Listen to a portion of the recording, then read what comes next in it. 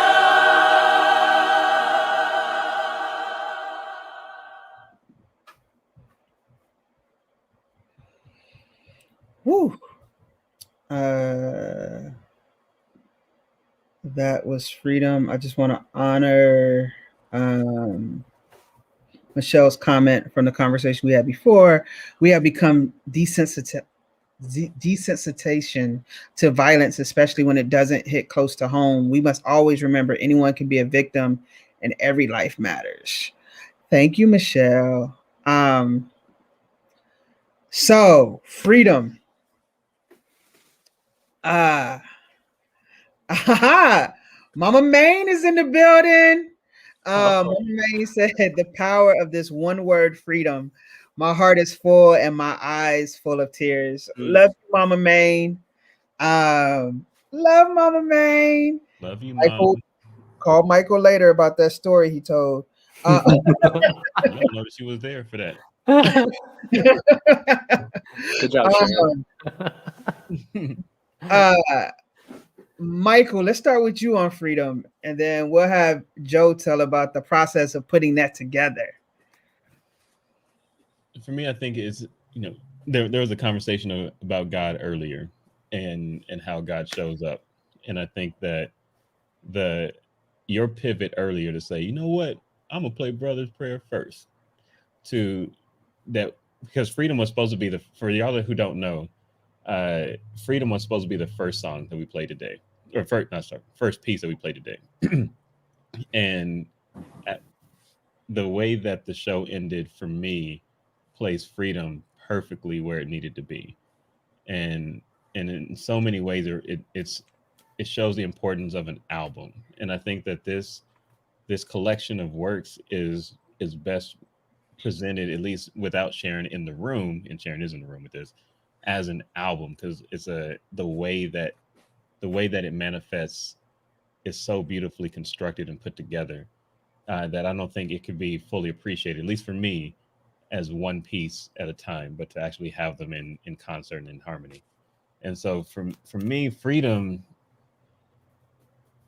like the stories I told earlier and the things that we go through, they inform me, but they don't define me. And I think that one of the things that I really try to hold dear to me and very close to me is that the things that I have gone through have helped me become the person I am today, and not to get lost, to remember those things, but not to get lost in them to the point that I can't live my life and express who I am and be the person that I am and want to be.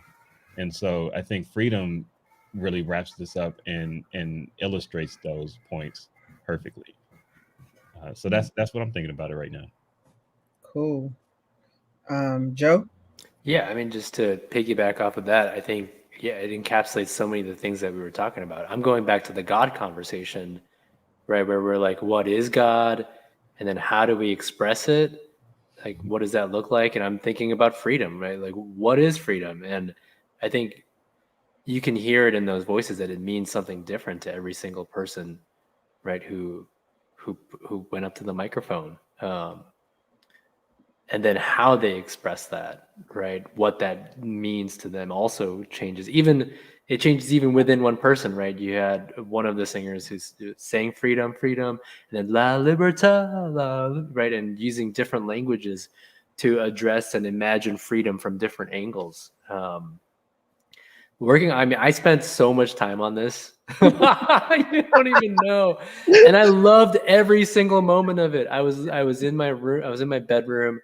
It was my turn to watch the twins, and they were young, so they're sleeping maybe every 2 hours and then waking up and just being super fussy. So while they're sleeping on the bed, I had my laptop out and I was just working on this for hours, loving every single minute of it. And the listeners only hear certain little snippets of each singer who goes up to the mic and just bears their soul. And it was so hard to put together for that very reason, because every moment is so important. But then to, I think, try and find that core moment where they're warmed up and they've arrived at that definition and that spiritual moment, and then to think about how these are all in conversation with each other, and fitting together and supporting each other, but then also disagreeing. It was one of my favorite projects. Yeah. So thank you for trusting me. See, that's a huge amount of trust, I think, to give to me as an outsider. And I wanted to do you right because of that. Thank you. I appreciate you. Congrats, cuz. So proud of you. Came from Kimberly. Love you, cuz. Michelle said, I love the many voices on Freedom. It prepared me for the rest of the album. Brilliant. Yes, for those who don't know and haven't bought Shook yet or listened to Shook on any of your major platforms, Spotify, iTunes, Amazon.com, SharonNWilliams.com as well. It says, love you, Sharon. Love you too, Sharon. Mama Maine. Yes, he needs to tell me that story. I am so blessed. Love him more than you know, son. Love you, Michael. You could just rewind the show and play it for her.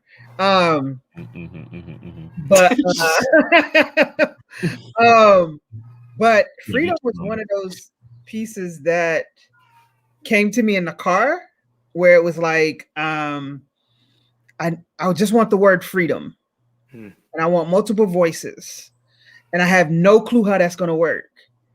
And the only word that they can sing is freedom. And then I was telling the different artists about it and asking them to be on the project, and they was like, so I'm just singing the word freedom? Yes, just the word freedom. And my direction was whatever freedom means to you. And so if you saw the picture, we had over 14 voices.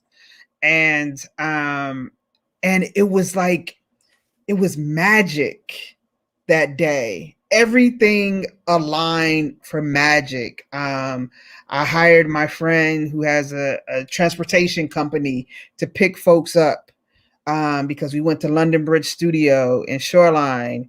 And so he picked everybody up. We had food ready for them. And everybody arrived on time, except for the one person I knew was going to be late. And we all got there around the same time, had everything set up. And then it was like, there was no egos. There was no nothing. And they just got up one after the next, one take for each of them. They just got up and did it. Even the sound guy was like, okay, what we doing?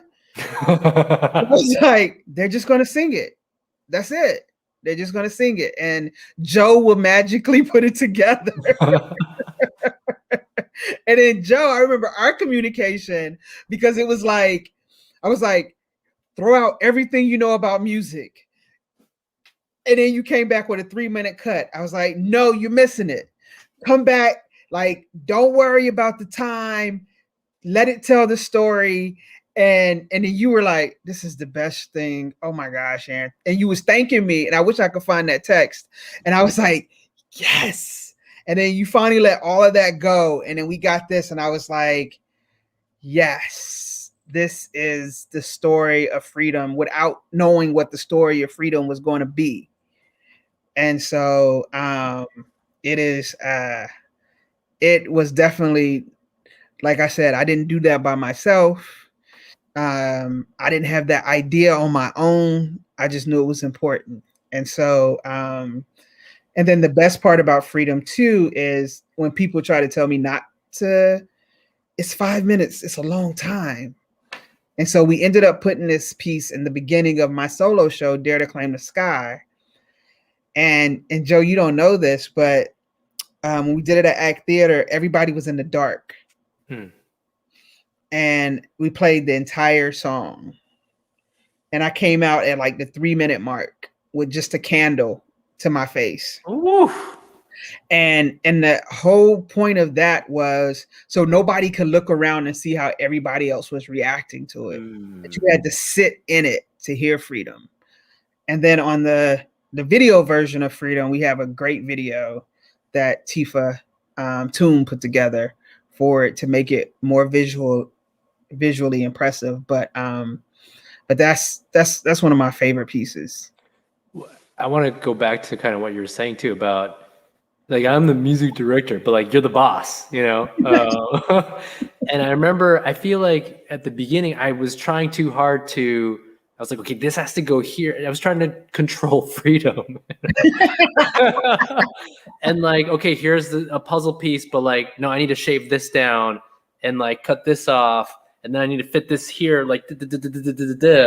But I loved how you were like, just chill, stop trying to do that. And I think, and the more that I was able to step back and then let each of these artists breathe, right? Yes.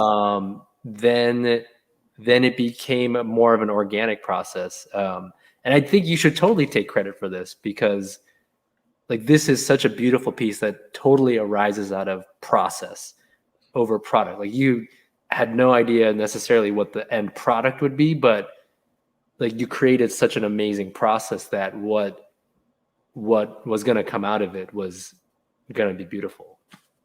Yeah, it's special. And I remember the first person I played it for was Felicia Loud, and she's in Freedom, and we was going to Portland to hang out for the weekend with some other friends, and she just laid back and closed her eyes. And then we had Felicia is the one on the left, my left. Yeah, on the left of the screen. That's Miss Felicia Loud. And Prashante is on the right. I'm in the middle. And then Tony Thompson, who is my everything. Tony Thompson, she's been working with me since I started the Mahogany Project. And so she made sure everybody was taken care of that day for hospitality. And we just talked, I think, the night before. And she came to the thing. And I was like, Tony, I forgot to ask you if you wanted to come hang out, because she never saw me make anything. She just sees the final performance when I go to perform. And she had a ball. She was like, oh my God, this is so great. And then everybody was just like, this is the process. And they trusted me. And that was like really, really special. So I love that piece, no doubt. No diggity, no doubt. Michael Maine, you have any words?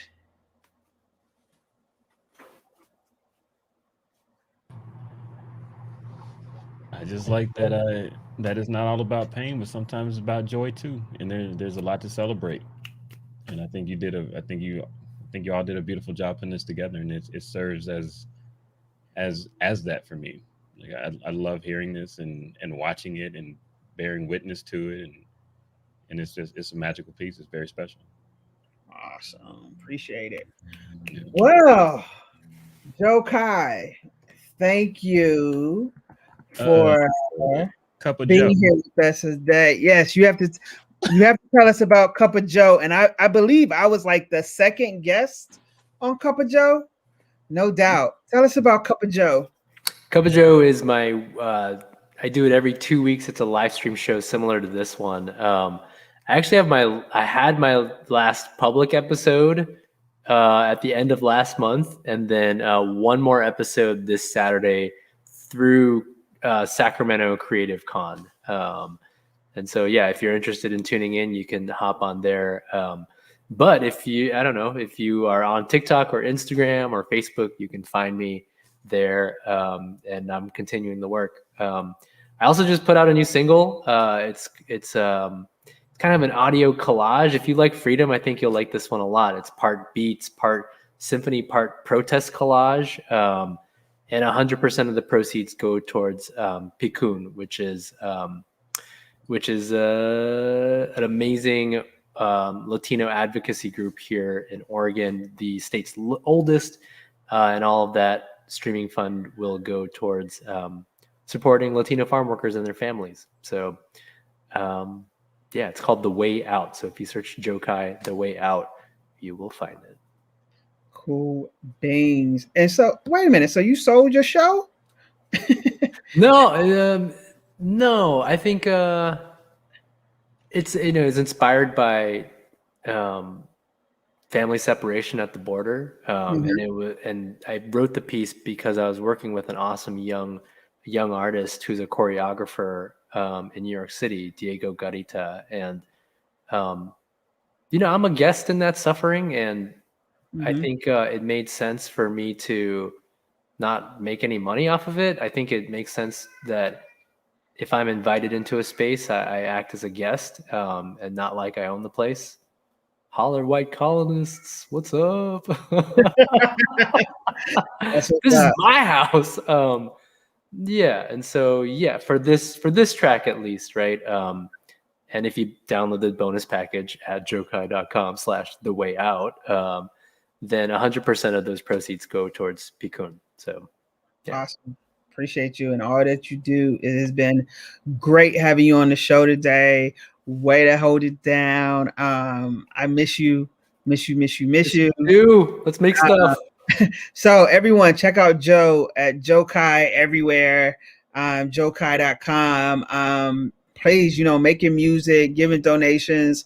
Hit him up on Venmo. Give him a little change in his pocket to keep doing his work. Jokai, and then also check out Cup of Joe, new tracks, all of that good stuff. For me, Shook, all platforms. Go to my website. I just redid my website, so all my tracks there. SharonNWilliams.com, Sharon Nyree Williams on basically every platform. And April 20th, announcement. I will be the MC host for the opening night of Langston's Seattle Black Film Festival. So check out langstonseattle.org and come and hang out with me for opening night. No doubt. And Michael, you have anything coming up? Your book. Probably. Tell about the book you just published. Oh, snap. Yeah. Oh, yeah. And also I started a publishing company. But yeah, we just finished publishing Reagan Jackson's Still Here. Let's see, I should have had this out here because I figured I should have known you would have plugged me.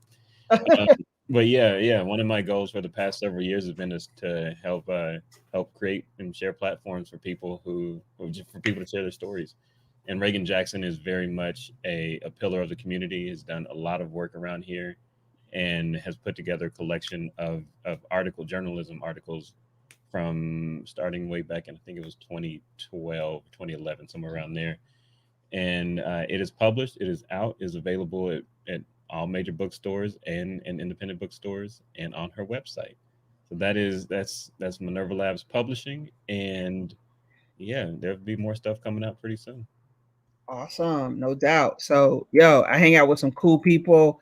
Thank y'all for joining us for Shakin Shit Up Season 2. We'll be back in June with another episode, and I might have some more information about a podcast that we're starting. Also called Shakin Shit Up.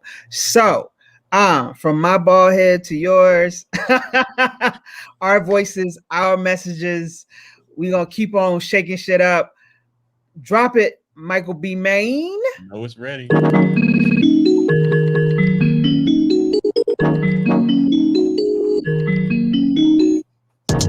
Shakin' shit up, shakin' shit up, shakin' shit up. Ooh, we shakin' shit up, shakin' shit up, shakin' shit up, shakin' shit up. Ooh, we shakin' shit up.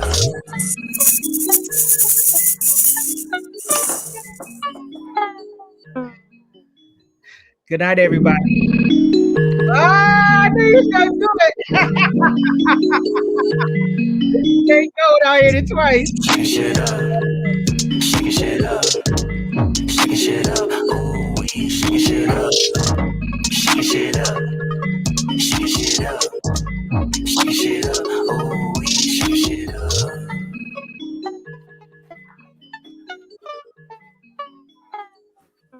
Michelle said it best. Thanks for another awesome show. Appreciate y'all. Much love. Deuces. Peace. Jokai, hang tight.